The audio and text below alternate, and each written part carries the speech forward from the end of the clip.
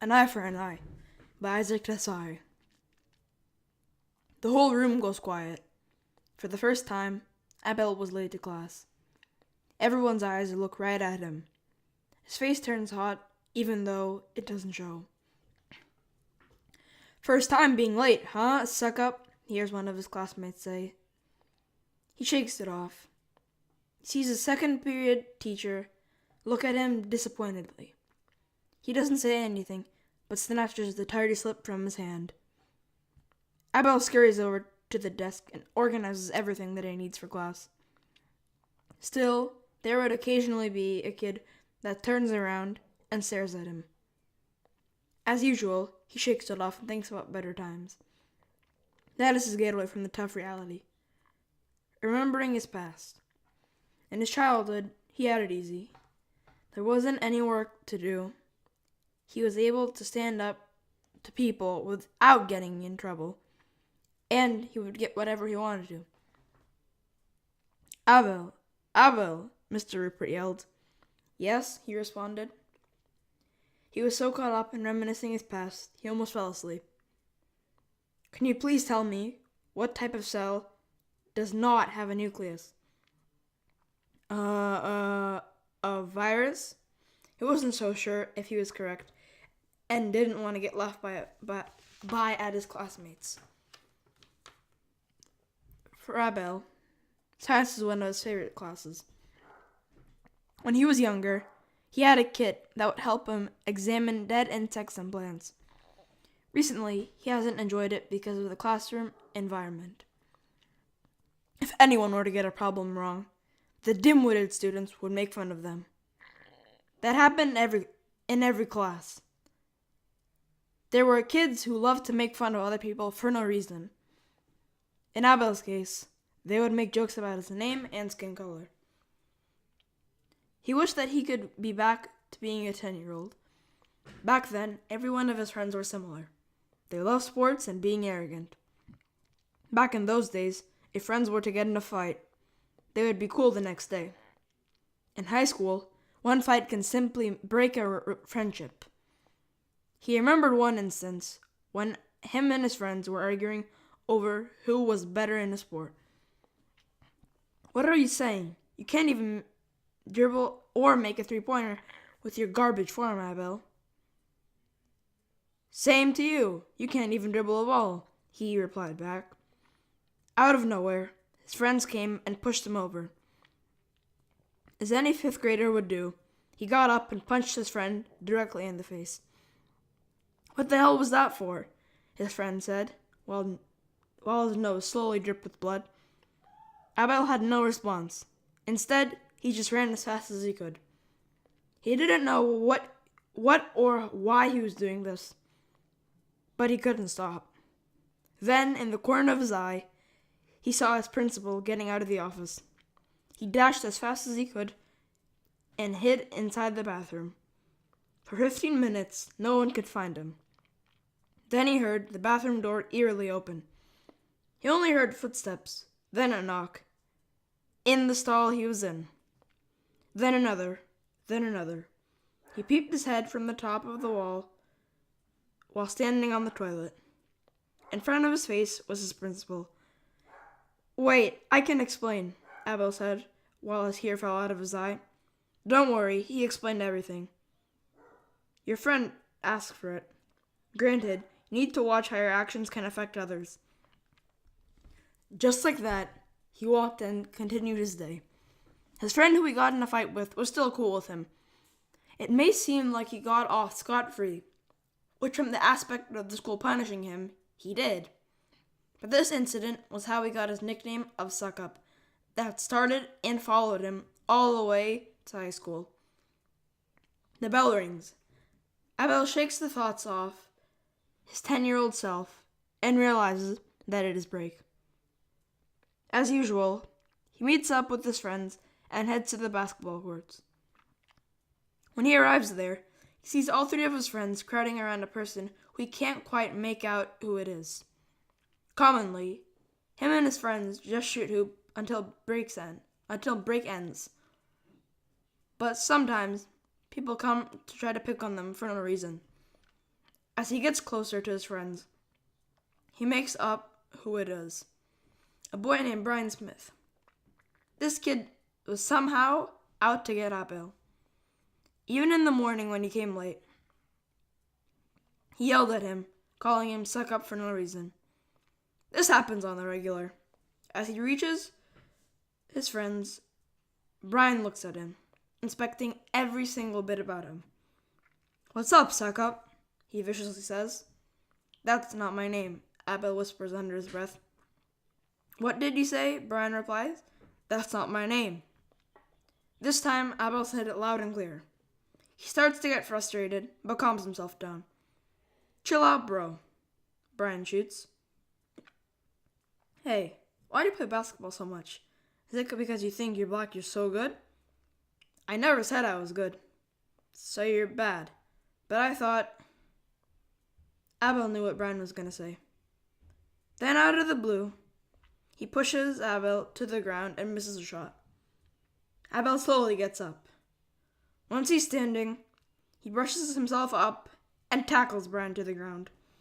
But he doesn't stop there. He starts punching him in the face repeatedly. 1, then 2, then 3 times until after the 5th, where he gets up and spits on Brian. As he did earlier, he gets up and brushes himself up. As soon as he does that, Brian starts to get up and is about to strike. Out of nowhere, the assistant principal runs to the 2 boys. What are you 2 doing? My office, now! They both walk in. First, Brian gets called to talk. Vaguely, Abel can hear certain words like multiple times, parents, and even expelled. After 15 minutes, Brian rushes out of the principal's office sobbing. It wouldn't seem like a bully would have any emotions, but he showed a new side that Abel, or most likely anyone at the school, had never seen. Then his assistant principal peeped his head out of his office. Abel, you're next. He slowly walks in with his head down. He felt horrible of what he did. Hello, Abel, his assistant principal says. He gave no response. Instead, he just has his head down. What you did was wrong on many different levels. Did you know that? He says. Yes, sir. In your perspective, what changed you? A 4.3 GPA student with no record to beat up this child. Then Abel went on to explain the whole scenario of how Brian picked on him for no reason, pushed him, and then started to use derogatory slurs against him. Fortunately, Mr. Smith will not be joining us at this school, the assistant principal says. What do you mean by that? Did he get expelled? Abel asked. It doesn't matter right now. We're going to discuss your punishment. You'll have to come to 4 detentions in the next month. If you don't, the punishments will keep on escalating. Do you understand? Yes, sir, Abel replied. Then he walked off out of the office and cleaned himself up for 3rd period.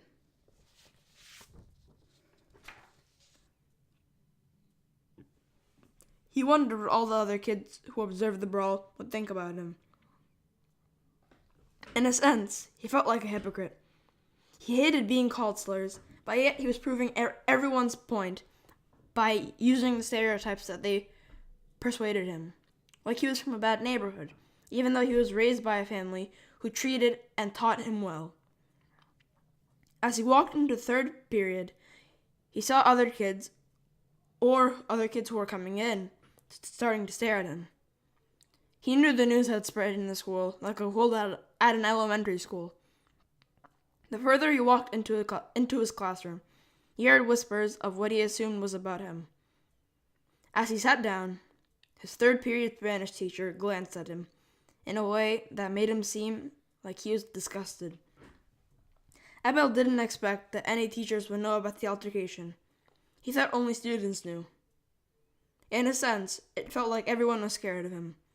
Instead of standing up for what's wrong, he felt like he did something wrong. When the period started, everyone went back to normal. However, when Abel was called on, Everyone's eyes slowly turned to him. After period 3, the same routine happened in period 4. When it came time for lunch, Abel walked out of his classroom with a hood on. He didn't like the attention, and negative attention made it that worse. Even with his hood on, he felt like it was transparent. Everyone had seen him wearing that black Nike jacket almost every day. He rushed to get his lunch and meet with his friends. "Oh my, Abel," one of his friends, Manuel, said. They had been friends since 2nd grade and grew up together. "Did you get in trouble?" "I have to go to a lot of detentions," Abel responded. Then another one of his friends, Timothy, walked into the scene. "Hey, Abel, good job beating up Brian. He was such a pain, making everyone's life miserable and all." Soon, everyone started to crowd around their table and ask questions. Some kids who Abel didn't even know started up and started talking to him. He mostly got questions like, "What happened?" and "Damn, you're the man." He didn't know what to think. In high school, no one had ever paid attention to him. Even the popular girls, who had never talked to anyone as low as him, started giving him glances. He felt like he was on the top of the world, even though he knew that the world would collapse as soon as he went home and discussed the altercation with his parents. For the rest of the day, a different reaction to the fight became obvious. Instead of kids being scared of him, they started treating him better. It felt like they thought of him as the hero. Like David and Goliath, Abel was David, or the underdog, and Brian was Goliath, the big bad bully. At the end of period 7, he was nervous as anyone can be. He had to go home to immigrant parents after having a fight. Nothing could come good out of that. As he got into his car, he saw through the mirror his mother's bittersweet face. "Hello, Abel. How was your day?" his mother questionably asked. He knew that the office called her earlier. I kind of got in a fight with a kid today," he quickly replied. "Wow, really?" his mom sarcastically said. "I know what happened, but before I start lecturing you, do you want to explain yourself?" "Well, basically, this douchebag named Brian—" "Abel, watch your mouth this instant!" "Sorry, this bully named Brian. For the past 2 years, he's always picked on me for no reason." Abel didn't want to get into the details of what Brian would do to him, but his mom's face had a rough guess on what would go on. "Why haven't I heard about this before?" his mother asked. "Well, I just let it go. Anyways, today, at break, I saw Manuel and Timothy crowded around him. Then he pushed me down and called me and the way he explained it wasn't the best, but he wanted to say as little as possible, just so then he didn't say something he regrets." "Again, Abel, watch your mouth," his mother yelled. Sorry. I got up and punched him in the face. 5 times. He purposely said 5 times quietly.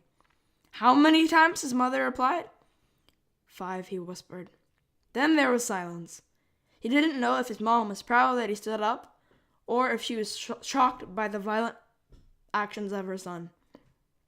"What was the punishment?" she quietly said. 4 detentions. He said lower than the tone that of his mom. "Abel, you have a 4.3 GPA, and you're throwing it to garbage. I came to this country with nothing, and I don't want you to make your life the same." Until they arrived home, nothing was said. For the rest of the night, his parents discussed his punishment. At the usual 7:15 in the morning, he woke up and got a cereal. When he was going to walk home back to his room, his mom called his name. "Abel, your father and I have decided not to give you a punishment because your school has already punished you enough." Abel had a sigh of relief. He thought, at least, his phone was going to get sold. "However, we're going to enforce further rules on you and take you to counseling for anger management." "Are you serious? You said that there weren't any punishments for the fight." "This isn't a punishment. Now get ready for school." Abel ran upstairs and changed. He wondered if the day would offer him any new experiences and that if the kids at school would still give him any bad attention. "Abel, let's go," his mother yelled. He ran downstairs and went to his car. He was ready for what the day had planned for him.